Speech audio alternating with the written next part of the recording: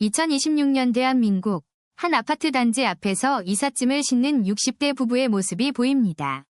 30년 살던 집을 떠나 월세방으로 향하는 이들의 표정은 씁쓸하기만 합니다. 대체 무슨 일이 있었던 걸까요? 이들에게 무슨 일이 벌어진 건지 궁금하지 않으신가요? 바로 6개월 전, 이 부부는 아들의 결혼 준비로 행복한 나날을 보내고 있었습니다. 사랑하는 아들이 좋은 사람을 만나 결혼한다니 부모로서 얼마나 기쁜 일인가요? 하지만 그 기쁨도 잠시 결혼 준비 과정에서 현실의 벽에 부딪히기 시작했습니다. 신랑 측에서 준비해야 할 것들의 목록을 받아본 순간 부부는 말문이 막혔습니다. 신혼집 전세자금 5억, 혼수 준비비 3천만 원, 예단과 예물까지 합치면 최소 6억이 필요했죠. 평생 모은 재산이 4억 정도였던 이 부부에게는 감당하기 어려운 금액이었습니다. 하지만 아들의 행복한 출발을 위해 부부는 큰 결심을 하게 됩니다. 30년 살던 아파트를 팔고 전세로 이사를 가기로 한 것이죠. 그렇게 집을 팔아 아들의 결혼 자금을 마련했고 성대한 결혼식을 올렸습니다.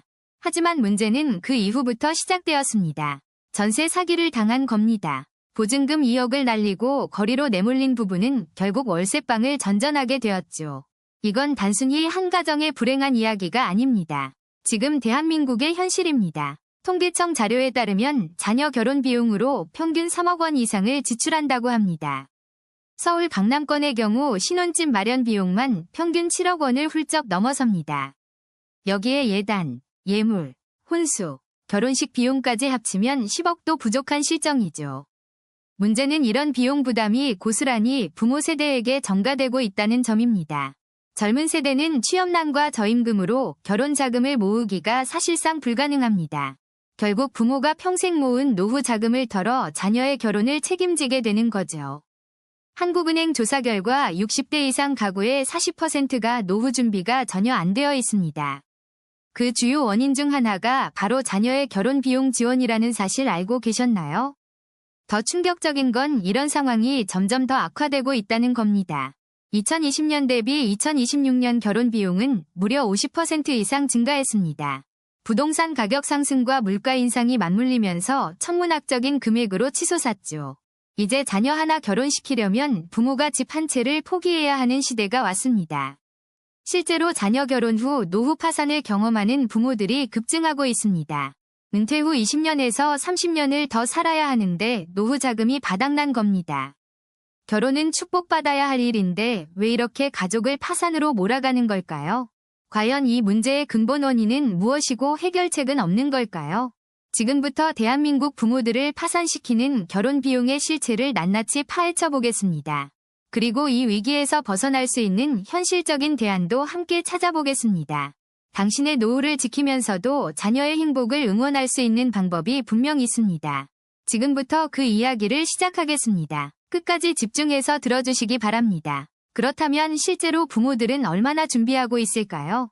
통계청 자료를 보면 충격적입니다. 2025년 기준 자녀 결혼 준비 부모 중 68%가 저축이나 대출로 자금을 마련한다고 답했어요. 문제는 이 중 42%가 은퇴 자금을 깨서 사용한다는 겁니다. 노후 준비를 포기하는 거죠. 서울 강남구에 사는 김영희 씨 58세의 이야기를 들어볼까요? 실제 사례입니다. 김 씨는 아들 결혼 자금으로 3억 원을 지원했습니다. 전세 보증금 2억, 예식비 5천만 원이었죠. 그런데 이 돈은 어디서 나왔을까요? 본인 노후 자금 1억 5천, 대출 1억 5천이었습니다. 김 씨는 말합니다. 아들이 결혼 못하는 걸 볼 수 없었다고요. 부모 마음이 그렇습니다. 하지만 결혼 2년 후 김 씨 부부는 월세 40만 원짜리 원룸으로 이사를 가야 했어요. 대출 이자를 감당할 수 없었고 살던 집을 팔아야 했던 겁니다. 이게 현실이에요. 더 충격적인 건 이런 사례가 전국적으로 급증하고 있다는 사실입니다. 통계로 확인됩니다. 한국주택금융공사 자료를 보면 60대 이상 주택담보대출이 2020년 대비 37% 증가했어요. 이 중 상당수가 자녀 결혼 자금 마련을 위한 대출이라는 게 금융권의 분석입니다. 부산에 사는 박철수 씨 62세는 더 극단적인 선택을 했습니다.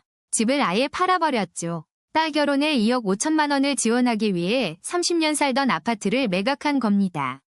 박 씨는 지금 월세 50만 원을 내며 살고 있습니다. 국민연금 80만 원으로 생활하면서요. 그는 후회하지 않는다고 말하지만 표정에는 깊은 걱정이 묻어납니다. 앞으로가 막막하니까요. 전문가들은 이런 현상을 노인 빈곤의 새로운 원인으로 지목하고 있습니다. 서울대 사회복지학과 연구팀이 발표한 논문에 따르면 자녀 결혼 지원이 노후 파산의 주요 원인이래요. 2024년 기준 65세 이상 빈곤율이 38%인데 이 중 23%가 자녀 지원과 관련 있답니다.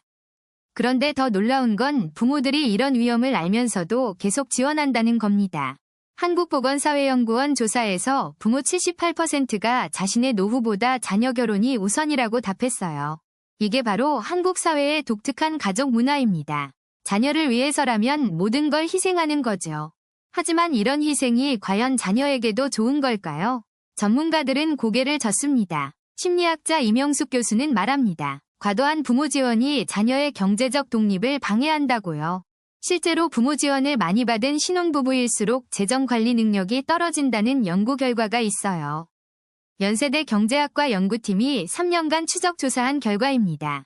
데이터로 증명된 사실이죠. 부모 지원 3억 이상 받은 부부의 저축률은 평균 5%에 불과했습니다. 반면 1억 미만 지원받은 부부는 저축률이 18%였어요. 3배 이상 차이가 나는 겁니다. 결국 부모의 과도한 지원이 자녀의 경제 감각을 무디게 만드는 역효과를 낳는다는 거죠. 그렇다면 이 악순환의 고리를 어떻게 끊을 수 있을까요? 해법은 있는 걸까요? 재무설계사 김현우 씨는 명확한 기준 설정이 필요하다고 강조합니다. 선을 그어야 한다는 거예요. 부모가 지원할 수 있는 금액은 은퇴 자금을 제외한 여유 자금의 50% 이내여야 한답니다. 예를 들어 은퇴 후 필요한 생활비가 3억이라면 그 외 여유 자금이 2억 있을 때 1억까지만 지원하는 거죠. 하지만 현실에서 이런 원칙을 지키는 부모는 거의 없습니다. 자녀 앞에서 이성이 마비되니까요. 그래서 전문가들은 사회적 인식 변화가 먼저라고 말합니다. 다음 파트에서 계속 이어집니다. 과연 우리는 이 문제를 어떻게 해결할 수 있을까요?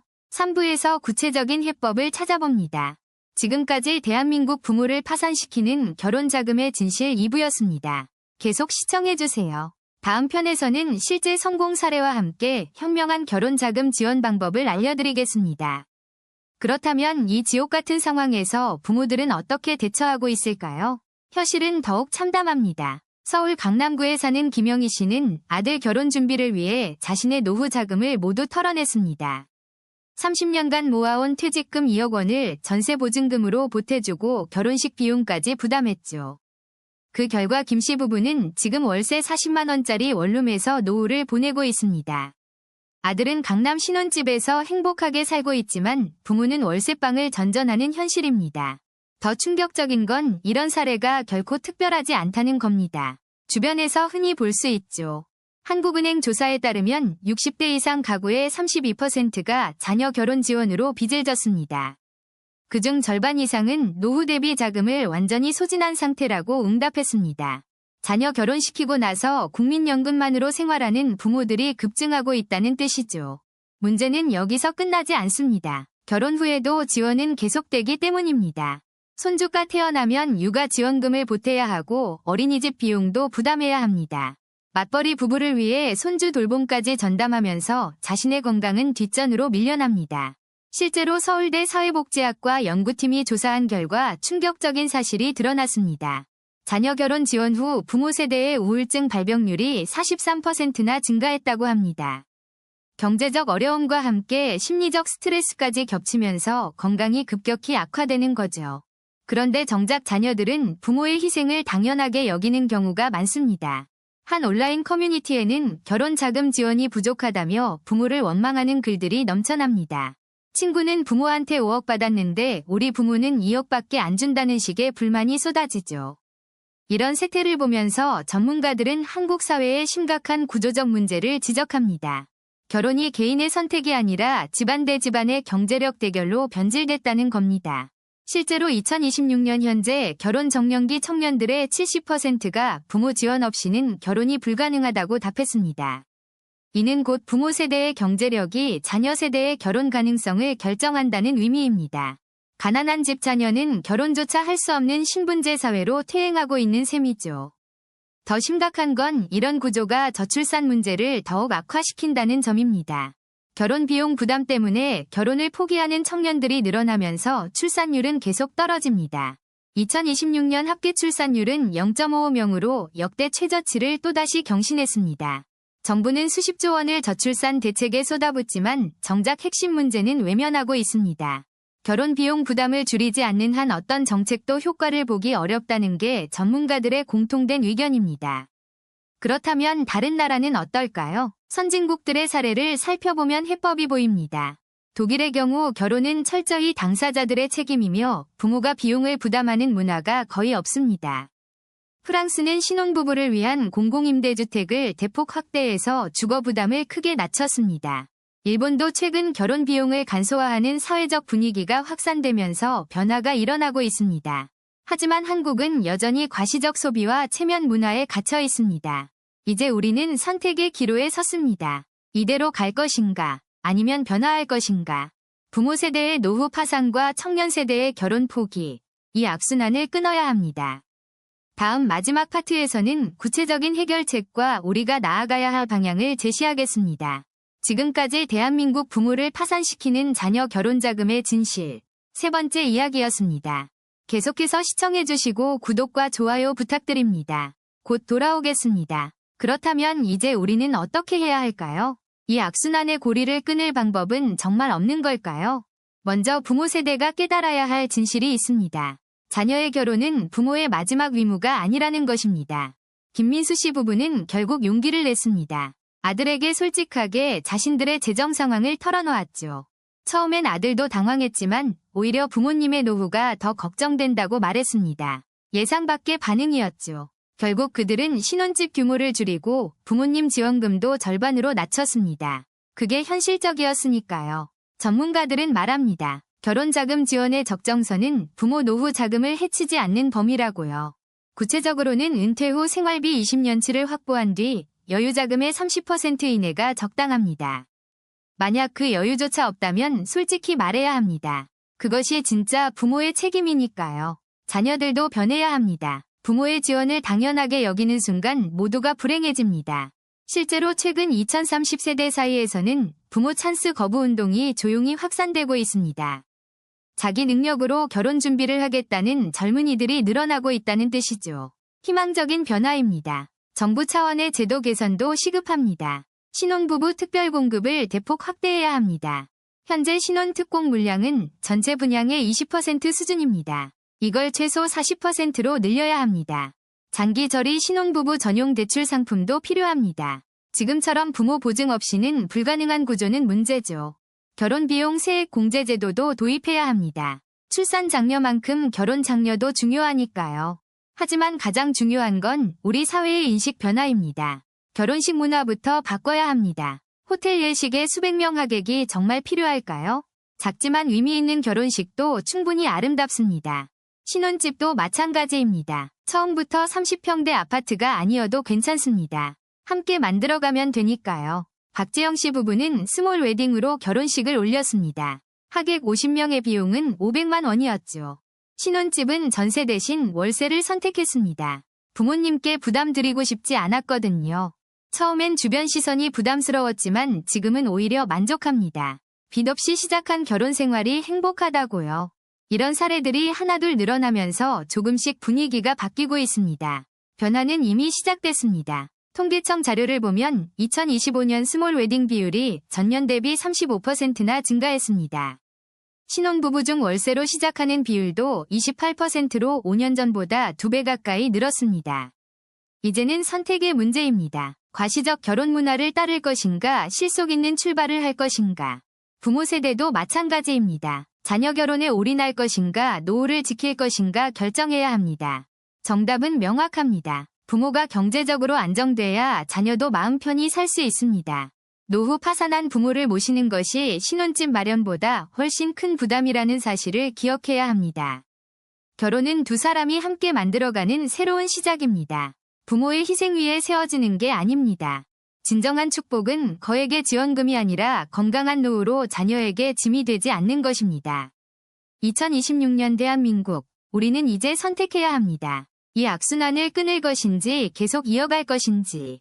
변화는 용기 있는 한 사람에서 시작됩니다. 당신의 선택이 새로운 문화를 만들 수 있습니다. 자녀의 행복한 결혼과 부모의 안정된 노후, 둘 다 지킬 수 있는 길을 함께 찾아가야 합니다. 그것이 진정으로 다음 세대를 위하는 길이고 우리 모두가 행복해지는 유일한 방법입니다. 지금 이 순간부터 시작하세요. 솔직한 대화와 현실적인 계획으로 새로운 결혼 문화를 만들어 갑시다. 당신의 용기 있는 선택이 대한민국 가족 문화를 바꾸는 시작점이 될 수 있습니다. 함께해요. 이상으로 자녀 결혼 자금의 진실에 대한 이야기를 마칩니다. 현명한 선택으로 모두가 행복하길 바랍니다. 여러분의 이야기도 댓글로 들려주세요. 우리 함께 해결책을 찾아가면 좋겠습니다. 감사합니다.